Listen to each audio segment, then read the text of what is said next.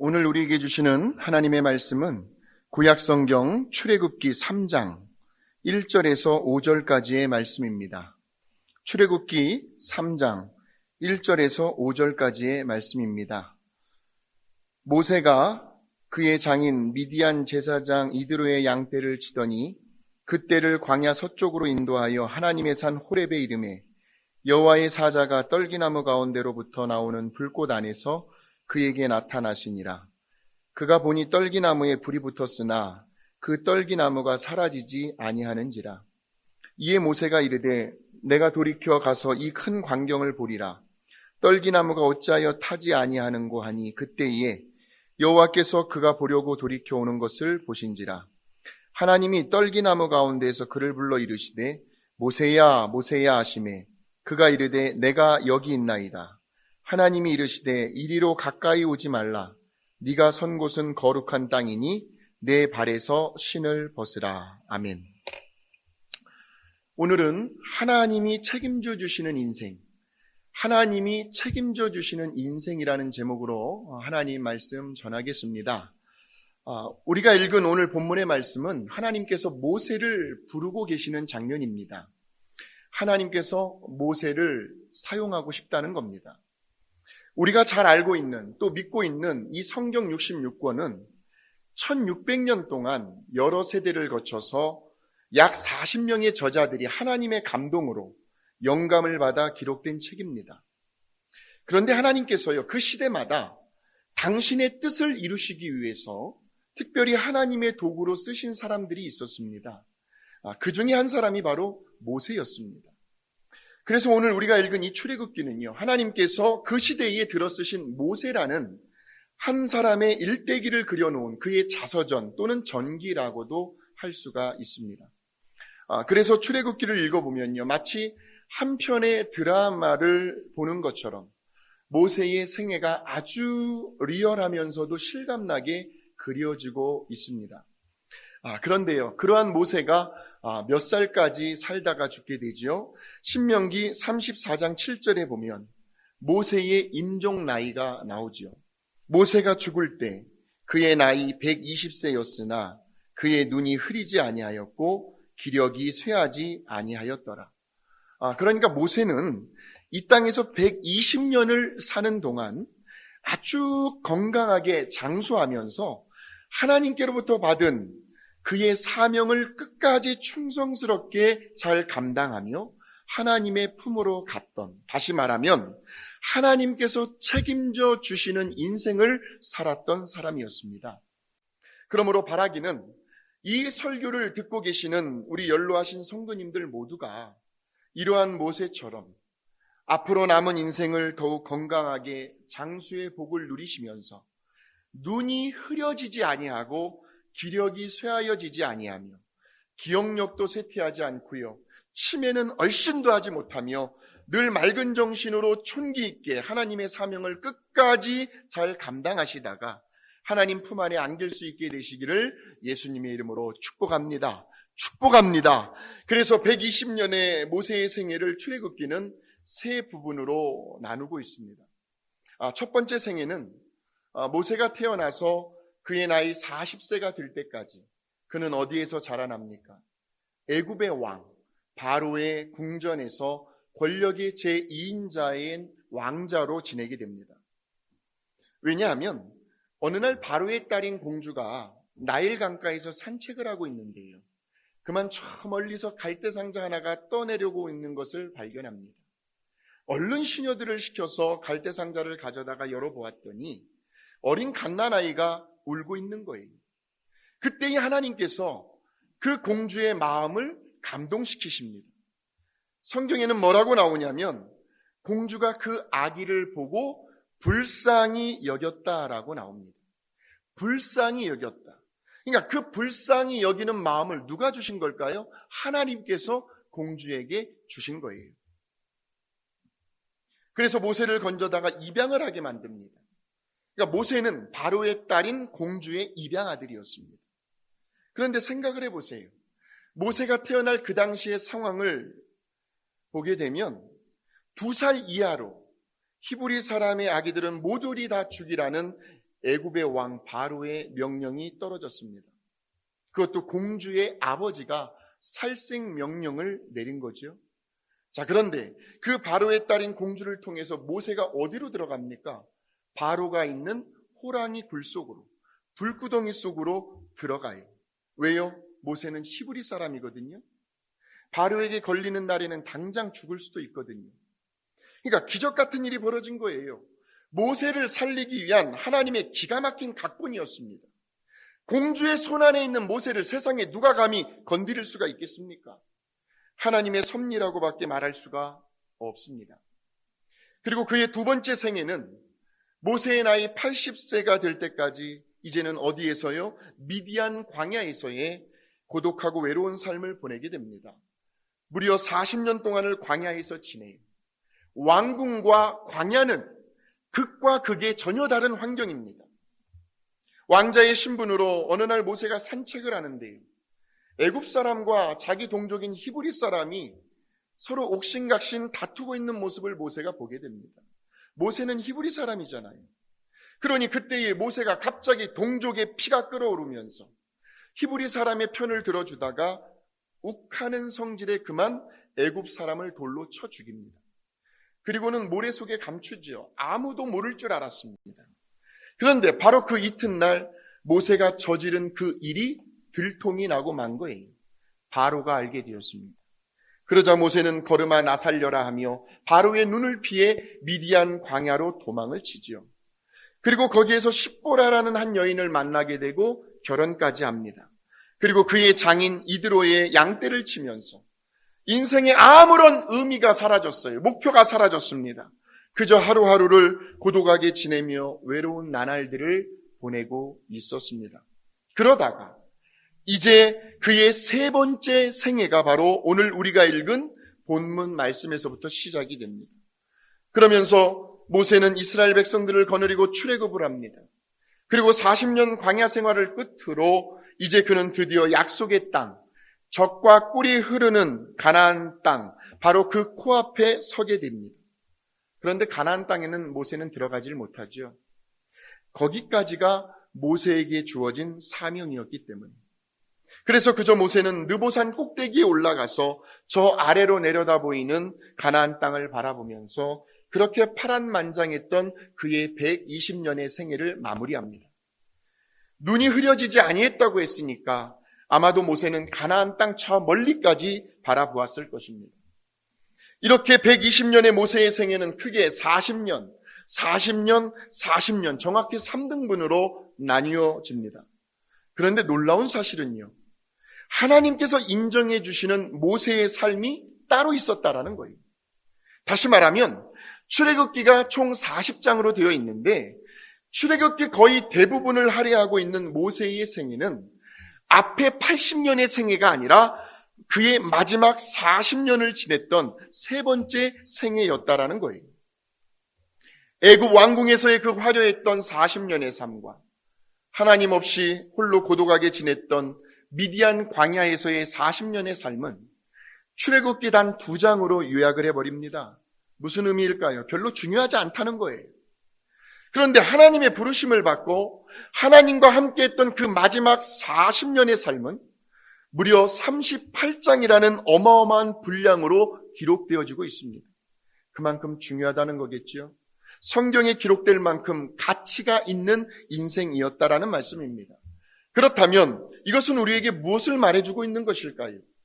그러니까 우리들이 아무리 건강하게 장수하면서요, 남들이 부러워할 만큼 다 가져보고 누리며 이 땅에서 살아간다 할지라도 성경에 기록되는 인생은 따로 있다라는 겁니다. 다른 말로 하면 우리들이 이 다음에 천국에 갔을 때에 하나님께서 인정해 주시는 인생이 따로 있다는 말씀입니다. 그 인생이란 바로 내가 이 땅에서 사는 동안 과연 얼마만큼 하나님과 관계된, 얼마만큼 하나님과 연결된 삶을 살아왔는가를 보시고 평가하신다는 거예요. 즉 하나님께서 책임져 주시는 인생은 따로 있다는 말씀입니다. 그러니까 우리들이 예수 믿기 이전의 삶은요, 아무리 화려한 삶을 살았다 할지라도 하나님께서 그다지 별로 관심을 갖지 않습니다. 하나님께서 인정해 주시지도 않습니다. 세상에서 얼마나 잘 나갔든. 또한 성경에 기록될 만큼 그만한 가치가 있는 인생도 아니라는 겁니다. 그런데 모세가 그의 마지막 40년의 인생을 광야에서 지낼 때에는요, 그 광야는 온통 하나님의 손길이 함께했던 시간들이었습니다. 낮에는 구름기둥으로, 밤에는 불기둥으로, 여러분 사막의 일교차가 얼마나 큽니까? 여기만 해도 아침 저녁으로 얼마나 쌀쌀한지 모릅니다. 그래서 하나님은 낮에는 구름기둥, 밤에는 불기둥으로 이스라엘 백성들의 더위를 식혀주셨고, 밤에는 그들의 추위를 막아주셨습니다. 그리고 그들이 배가 고플 때는 하늘에서 만나와 메추라기로, 목이 마를 때는 반석에서 샘을 터쳐주셨고, 그냥 단 하루도 매 순간순간이 하나님의 보호하심과 하나님의 공급하심과 하나님의 인도하심이 없으면 버티고 살아남을 수 없는 곳이 바로 광야였습니다. 그렇기 때문에 하나님의 흔적이 묻어있는 인생을 하나님은 가장 귀하게 여기시고 출애굽기에 많은 분량에 기록해 놓고 있다는 것입니다. 뿐만 아니라 하나님은 오늘 우리들의 인생을 천국의 생명록에 낱낱이 기록하고 있다는 거예요. 그래서 우리가 이 땅에서 행한 대로, 이 땅에서 심은 대로 하나님도 저와 여러분에게 하늘의 상급으로, 영광의 면류관으로 갚아주십니다. 그래서 오늘 본문의 말씀 4절에 보시면 이제 드디어 하나님께서 모세의 인생 속으로 찾아오십니다. 모세 그의 나이 80세에 처음으로 하나님을 만나는 장면입니다.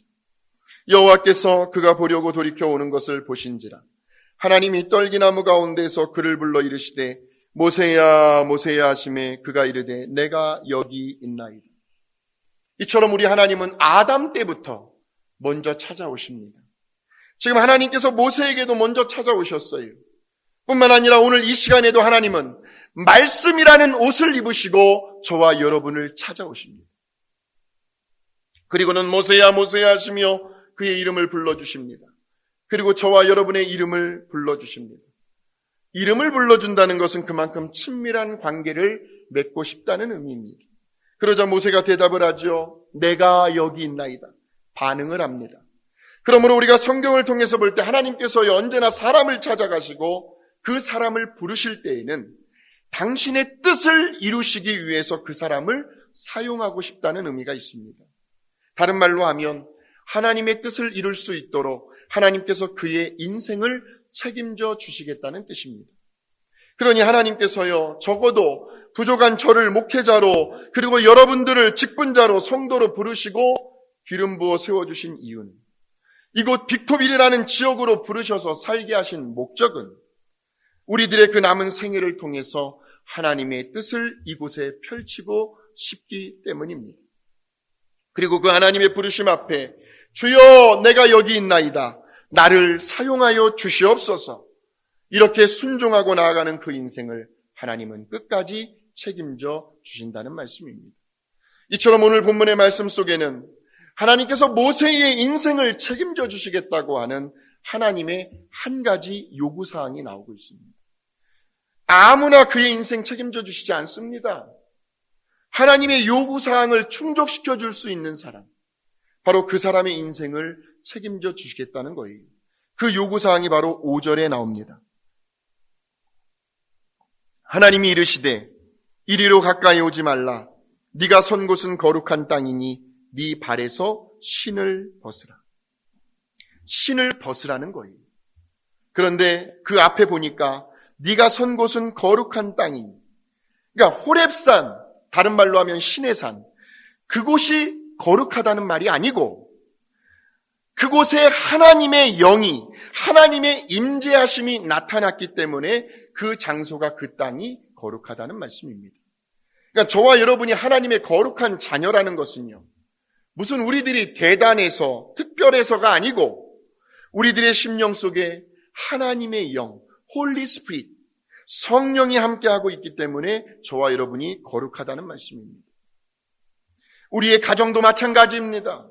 우리의 교회도, 우리의 일터도 마찬가지입니다. 우리가 처해 있는 그곳에서 하나님의 임재하심을 느낄 수만 있다면 그 장소가 어디가 되었든지 간에 그곳은 거룩하다는 말씀입니다. 모세야, 네가 선 곳은 거룩한 땅이니. 지금 모세에게 하나님의 말씀이 임하고 있습니다. 그러니까 지금 하나님의 말씀을 듣고 있는, 예배를 드리고 있는 여러분의 그 자리가 거룩한 땅이라는 말씀입니다. 모세야, 네가 선 곳은 거룩한 땅이니. 그러시면서 모세에게 무엇을 요구하고 있습니까? 네 발에서 신을 벗으라. 신을 벗으랍니다. 그래야 내가 너를 책임질 수 있다는 거예요. 하나님의 요구사항, 신을 벗는 것. 두 가지 의미만 말씀드리겠습니다. 신을 벗는다는 것은 하나님 앞에서의 무장 해제를 의미합니다. 인생의 무거운 짐들을 너 혼자서 짊어지고 가지 말라는 거예요. 내려놓으라는 겁니다. 긴장을 풀라는 거예요. 너무 형식과 격식을 갖추지 말라는 거예요. 하나님 앞에서. 밤새 고민하며 잠 못 이루지 말라는 겁니다. 그저 편안한 마음으로 안식하고 쉬라는 거예요. 어깨에 좀 힘을 빼고 뭔가를 꽉 움켜쥐고 살아온 너의 그 손을 좀 피하는 거예요. 하나님 앞에서. 그것이 건강이 되었든 물질이 되었든 사람들과의 이해관계가 되었든 그 무엇이 되었든 그것들 앞에서 너무 전전긍긍하지 말고 그것들을 네가 해결하려고 애쓰지 말고 거기에 너무 집착하지 말라는 겁니다.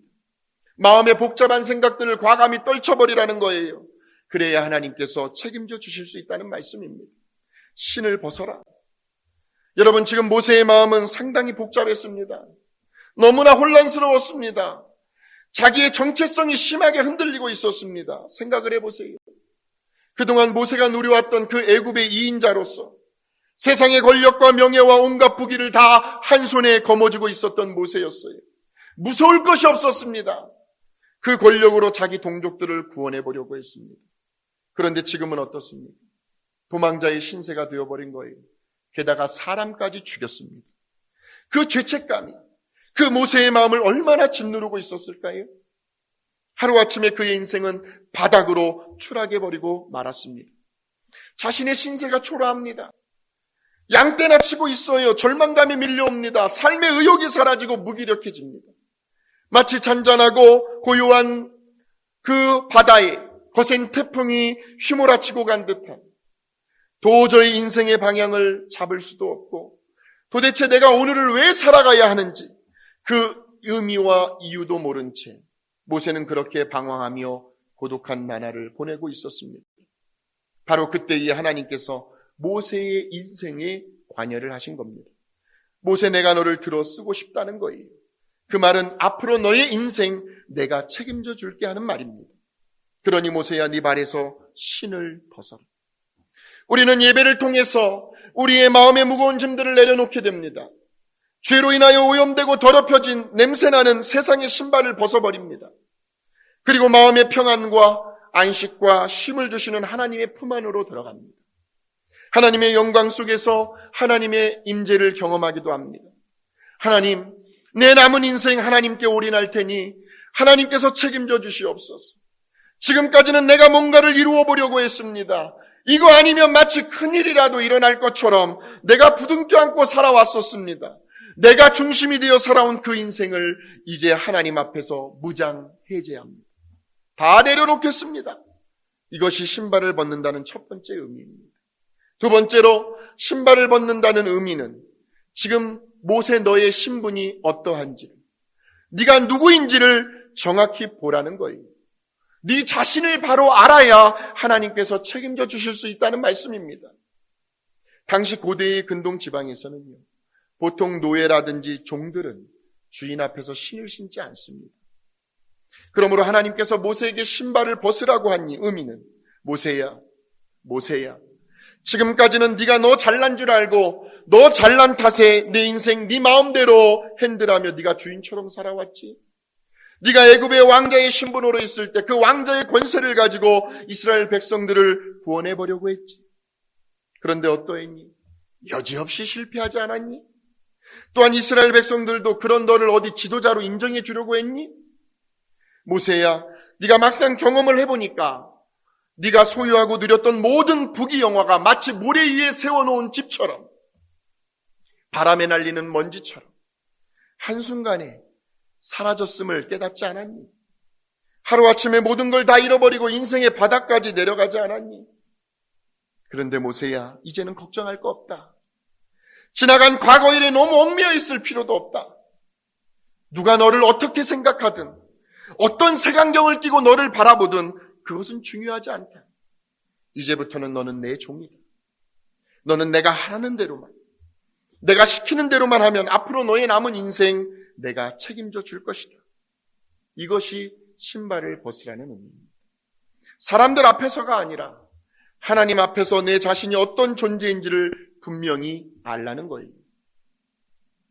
어느 초겨울날에 영국의 런던 시내에서 마치 홈리스처럼 옷차림이 허름한 한 할아버지가 다 낡아빠진 바이올린을 켜면서 동냥을 하고 있었습니다. 바이올린도 그만 다 낡아서 삑삑 소리가 나고 연주 솜씨도 너무 형편이 없었습니다. 그렇게 많은 사람들이 그 거리를 지나다녔지만 어느 누구도 그 할아버지에게 눈길을 주는 사람은 없었습니다. 그런데 그때 마침 지나가던 점잖게 생긴 한 노신사가 갑자기 발걸음을 멈추더니 그 할아버지에게 다가가서 정중하게 이렇게 말을 합니다. 제가 그 바이올린을 한번 켜볼 수 있을까요? 네, 그러시죠. 그러자 노신사는 긴 외투를 입고 모자를 눌러 쓴 채로 바이올린을 연주하기 시작합니다. 그런데 놀랍게도 그 다 낡아빠진 바이올린에서 전혀 예상치 못한 아름다운 선율이 흘러나오기 시작을 합니다. 사람들의 심금을 울리는 소리였기에 가던 사람들이 하나둘씩 발걸음을 멈추고 그곳으로 몰려들기 시작을 합니다. 그리고 마치 그 바이올린 연주 소리에 빨려 들어가는 것처럼 모두가 다 쥐죽은 듯이 그 연주를 감상을 합니다. 그러다가 그 많은 군중들 틈에서 갑자기 누군가가 깜짝 놀라며 소리를 칩니다. 아니, 저분은! 바로 그 노신사는 티켓을 구하기 힘들 정도로 당대의 영국에서 최고의 바이올린을 연주했던 바이올리스트였던 거예요. 사랑하는 성도 여러분, 아무리 낡아 빠지고 볼품이라고는 하나도 없는 그런 바이올린이라 할지라도 그 바이올린이 누구의 손에 들려지느냐에 따라서, 누가 그 바이올린을 연주하느냐에 따라서 그 바이올린의 가치는 엄청난 차이를 만들어 낸다는 겁니다. 오늘 우리들의 남은 인생도 마찬가지라는 거죠. 저와 여러분의 인생이 하나님의 손에 들려줘야 합니다. 우리들의 그 남은 인생을 하나님께서 연주해 주셔야 합니다. 그래야 인생의 아름다운 선율이 흘러나올 수가 있습니다. 인생의 아름다운 풍미가 풍겨져 나올 수가 있습니다. 여기 빅토빌 지역에 오기까지는 어떠한 인생을 살아왔든지 간에 그것은 중요하지 않습니다. 오늘 현재가 중요합니다. 사람들로부터 존귀 여김을 받는 인생, 내가 없을 때에 누군가로부터 칭송을 받을 수 있는 인생, 자식들, 손주들로부터 본받고 싶은 인생이 될 수가 있어야 합니다. 나도 우리 할아버지, 할머니, 어머니, 아버지와 같은 인생을 살아야겠다. 왜 그런 말을 할까요? 우리들의 인생 속에서 하나님의 살아계심을, 하나님의 임재하심을 자손들이 느낄 수 있었기 때문입니다. 다시 말해서 하나님과 연결된 인생, 하나님께서 인정해 주시는 인생, 하나님께서 책임져 주시는 인생이 되려면 우리는 날마다 하나님의 임재 가운데에서 우리들의 신발을 매일 벗는 훈련을 해야 합니다. 모세야, 내가 선 곳은 거룩한 땅이니 내 발에서 신을 벗어라. 그 시간이 예배를 드리는 시간일 수도 있고요, 말씀을 묵상하며 찬양을 하고 기도의 시간이 될 수도 있습니다. 혼자서 운전을 하고 가면서 주님과 대화를 나누는 시간일 수도 있고, 집에서 가사일을 보는 시간일 수도 있습니다. 우리들의 생활 속에서요, 매 순간순간마다 하나님의 임재하심을 맛보며 그렇게 살아갈 수만 있다면 바로 그 순간이 하나님 앞에서 우리들의 신발을 벗는 시간이 될 것입니다. 신발을 벗게 되면 마음에 참된 평안과 안식과 쉼이 찾아옵니다. 마음이 한결 가벼워집니다. 인생의 무거운 짐들을 하나님 앞에서 기도로 다 내려놓았기 때문입니다. 완전 무장을 한 거예요. 무장 해제를 한 거예요. 또한 신발을 벗는 순간 하나님, 내 남은 인생이 얼마나 되었든지 간에 이제 그 남은 인생의 주인은 하나님이십니다. 저는 그저 하나님이 시키는 대로만 할 따름입니다. 저는 사람의 종이 아닙니다. 주여 말씀하여 주시옵소서. 종이 순종하겠나이다. 자신의 존재 가치를 깨닫게 됩니다. 세상적인 가치관, 내 경험, 내 편견과 선입견, 내 자존심, 이성과 판단과 감정, 복잡하게 얽혀있는 여러 종류의 문제들, 근심, 걱정, 염려, 불안, 두려움, 죄로 인하여 오염되고 더럽혀진 내 영혼, 사람들에 끌려서 흔들리는 연약한 내 믿음, 이러한 모든 신발들을 벗어버리는, 그리하여 온전히 하나님의 선하심을 믿고 의지하며 내 남은 인생을 하나님께 올인하고 맡길 수 있을 때, 이것이 바로 하나님께서 저와 여러분의 인생을 책임져 주시는 비결이라는 말씀입니다. 사랑하는 성도 여러분, 하나님의 요구사항을 만족시켜드린 모세처럼 날마다 하나님 앞에서 신발을 벗는 훈련을 통하여 눈이 흐려지지 아니하고 기력이 쇠하여지지 아니하는, 앞으로 내 남은 생애를 통해서 하나님의 선하시고 기뻐하시며 온전하신 뜻을 이루어 드릴 수 있는, 하나님께서 책임져 주시는 그러한 복된 인생을 우리 주님 다시 오시는 그날까지 날마다 누리며 살아가게 되시기를 우리 예수님의 이름으로 축원합니다. 거룩하신 하나님 아버지,